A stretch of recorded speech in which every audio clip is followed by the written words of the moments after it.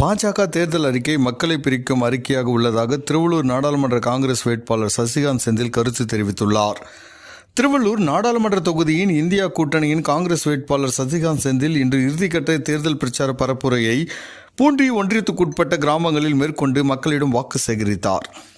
அப்போது பேசிய அவர், பாஜகவை தேர்தல் அறிக்கையில் மக்களை சார்ந்த திட்டங்கள் இல்லாமல் மக்களை பிரிக்கும் திட்டங்களாக உள்ளதாகவும், பக்கத்து வீட்டுக்காரர்களை சண்டை போட வைப்பதுதான் பாஜக அரசியல், கலகத்தை மூட்டி அரசியல் செய்யும் அரசியல் கட்சியாக பாஜக இருப்பதால் அடுத்த தலைமுறை குழந்தைகளுக்கு அமைதியான வாழ்க்கை கொடுக்க வேண்டும் என்றால் மோடியும் RSSம் இந்த நாட்டை விட்டு விலகணும், இல்லை என்றால் நம் தலைமுறையினர் குழந்தைகளுக்கு எதிர்காலம் இருக்காது என்றும், வருகின்ற தேர்தலை அரசியல் தேர்தலாக பார்க்க வேண்டாம், நம் குடும்பங்களுக்காக நாம் செய்யும் கடமையாக பார்க்க வேண்டும் எனவும், நம் குழந்தைகள் எந்தவித மேல் படிப்பையும் படிக்காத வகையில் பாஜக அரசு முட்டுக்கட்டை போட்டு உள்ளதாகவும், நீட் தேர்வு போன்ற தேர்வுகளை வைத்து நம் குழந்தைகள் கல்வியில் மேலே செல்லாமல் பாஜக அரசு தடுத்து வருவதாகவும், தமிழகத்தில் முதல்வர் மு.க.ஸ்டாலின் ஆட்சி நடைபெற்று வருவதால் பாஜக பண்ணும் பல பிரச்சனைகள் இங்கு வராமல் உள்ளதாகவும், மோடி அரசு 5ஆம் வகுப்பிலே பொது தேர்வு வைத்து ஏழை குழந்தைகள் தேர்வில் தோல்வியடைந்து பள்ளிக்கு வராமல் செய்து வருவதாகவும், மக்கள் விரோத பாஜக அராஜக ஆட்சியை ஒன்றியத்திலிருந்து விலக்கி தமிழகத்தில் எப்படி நல்லாட்சி கொடுத்தீர்களோ அதேபோல் டெல்லியிலும் ஒரு நல்லாட்சி கொடுக்க வேண்டும் என கேட்டுக்கொள்வதாக அவர் கூறினார். இந்த பிரச்சார பரப்புரையில் திருவள்ளூர் சட்டமன்ற உறுப்பினர் VG ராஜேந்திரன், பொன்னேரி காங்கிரஸ் சட்டமன்ற உறுப்பினர் துரை சந்திரசேகர், கூட்டணி கட்சி நிர்வாகிகள், பக்கத்து வீட்டுக்காரனையும் சண்டை போட வச்சு அதுல வர்றதுதான் அரசியல். இப்படி கலகத்தை மூட்டி அரசியல் செய்யும் ஒரு அரசியல் கட்சிய மேல உட்கார வச்சா நம்ம ஊர்ல அமைதி இருக்குமா, நம்ம தெருவுல அமைதி இருக்குமா, நம்ம குடும்பத்துல அமைதி இருக்குமா? அமைதி இல்லாத போது என்ன ஒண்ணுமே நடக்க போது கிடையாது. அதனால அவங்களுடைய எண்ணம் என்னன்னா, எப்படியாவது மக்கள் கிட்ட இருந்து பிரிச்சு அதுல ஒரு அரசியல் ஆதாயம் பார்க்கணும்ன்றதுதான். அதனால இன்னைக்கு அந்த மாதிரி ஒரு அரசியலை நம்ம அங்க உட்கார வச்சோம்னா நமக்கு பிரச்சனை கிடையாது. நம்ம முடிஞ்சு நானே சொல்றேன், நானே என் வாழ்க்கையை முடிச்சு எக்ஸிட்ல தான் இருக்கோம்.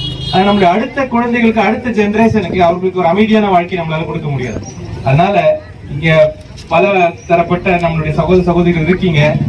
கண்டிப்பாக மோடியும் பாஜக RSSம் இந்த நாட்டை விட்டு விலகணும். இல்லைன்னா நம் குழந்தைகளுக்கு ஒரு எதிர்காலம் இல்லை. வரப்போற தேர்தலை அரசியல் தேர்தலா மட்டும் பார்க்க வேண்டாம். இது நம்ம குடும்பங்களுக்காக நாம் செய்யும் கடமையாக தான் நம்ம பார்க்கணும். இது நான் பணிவன்புடன் உங்களை மன்றாடி கேட்டுக்கொள்கிறேன். இரண்டாவது, நம் பிள்ளைங்கள் படிப்பை நிறுத்துறாங்க. இன்னைக்கு படிப்புக்கு எந்த மாதிரி முட்டுக்கட்டை போட்டிருக்காங்கன்னா, இன்னைக்கு நம்ம பிள்ளைங்க எந்த மேல் படிப்பும் படிக்காத படிப்பு முட்டுக்கட்டை போட்டிருக்காங்க. நீட் எக்ஸாம், QT எக்ஸாம், இந்த எக்ஸாம், அந்த எக்ஸாம்னு நம்ம பிள்ளைங்க மேலேயே போகாதபடி பண்ணிட்டு இருக்காங்க. இதெல்லாம் நடக்கும்போது நம்ம உட்கார்ந்து பார்த்துட்டு இருந்தோம்னா நம் கடமையில இருந்து நம்ம விலகிறோம்னு அர்த்தம். அதனால முதல்ல அதை நான் சொல்லிக்கிறேன். இரண்டாவது, மக்கள் ஆட்சி வந்தால், மக்கள் கூட்டணி வந்தால் நாங்க சொல்ற சில உத்தரவாதங்களை நீங்க பார்க்கணும்.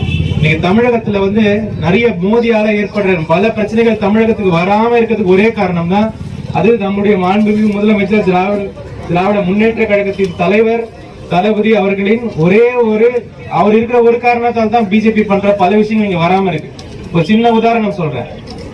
5ஆம் கிளாஸ்ல பப்ளிக் எக்ஸாமா? 5ஆம் கிளாஸ்ல பப்ளிக் எக்ஸாம் யாராவது 5ஆம் கிளாஸ்ல பப்ளிக் எக்ஸாம் வைப்பாங்களா? ஆனா வெளியில இருக்க ஊர்ல எல்லாம் இப்ப 5ஆம் கிளாஸ்ல பப்ளிக் எக்ஸாம்.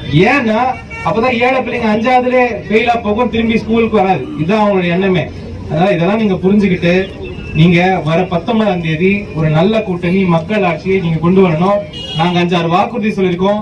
100 நாள் வேலையை, எந்த 100 நாள் வேலையை கண்டிப்பாக ஒழிக்கணும்னு மோடி 10 வருஷம் ட்ரை பண்ணாரோ அந்த 100 நாள் வேலையை 180 நாளாகவும், அதில் வரும் தின சம்பளத்தை 200 400 ரூபாயும் ஏற்றி கொடுக்கிற வாக்குறுதியை கொடுத்திருக்கோம். மகளிர் உரிமை தொகையை 1000 ரூபாயிலிருந்து 1 லட்சம் ஒரு வருஷத்துக்கு வரைக்கும், ஒரு குடும்பத்துக்கு 1 லட்சம் ஒரு வருஷத்துக்கு கொடுக்கிற வாக்குறுதியும் கொடுக்கிறோம். கேஸ் விலையை குறைக்கிற வாக்குறுதியும் கொடுக்கிறோம். பெட்ரோல் விலையை குறைக்கிற வாக்குறுதியும் கொடுக்கிறோம். மக்களுக்கு ஏதுவான எல்லா விஷயங்களையும் செய்யற வாக்குறுதியை நாங்க தேர்தல் கொடுத்திருக்கோம். அதனால நீங்க ஒரு அராஜக ஆட்சியை டெல்லியில இருந்து விலக்கி ஒரு தமிழகத்தில் நீங்க எப்படி ஒரு 21 ஒரு நல்ல ஆட்சி கொடுத்தீங்களோ அதே மாதிரி ஒரு நல்ல ஆட்சியை டெல்லியில் கொடுக்குமாறு உங்களை மன்றாடி வேண்டி கேட்டுக்கொள்கிறேன். 19ஆம் தேதி EVMல முதல் பட்டன் கைச்சிடணும். முதல் பட்டன் நீங்க எங்கேயுமே தேட வேண்டாம். போன உடனே ஃபர்ஸ்ட் பட்டனை கைச்சிடணும். ஃபர்ஸ்ட் பட்டன் கைச்சினத்தை நீங்க போடுறீங்க, ஒரு நல்லாட்சியை மலர வைக்கிறீங்க. நம் பிள்ளைகளுக்கான எதிர்காலத்தையும் நீங்க என்ஷூர் செய்வீங்கன்ற ஒரு நல்ல ஆசையுடன் உங்களை மன்றாடி மறுபடியும் கேட்டுக்கொள்கிறேன். 19ஆம் தேதி கை சின்னம். நன்றி.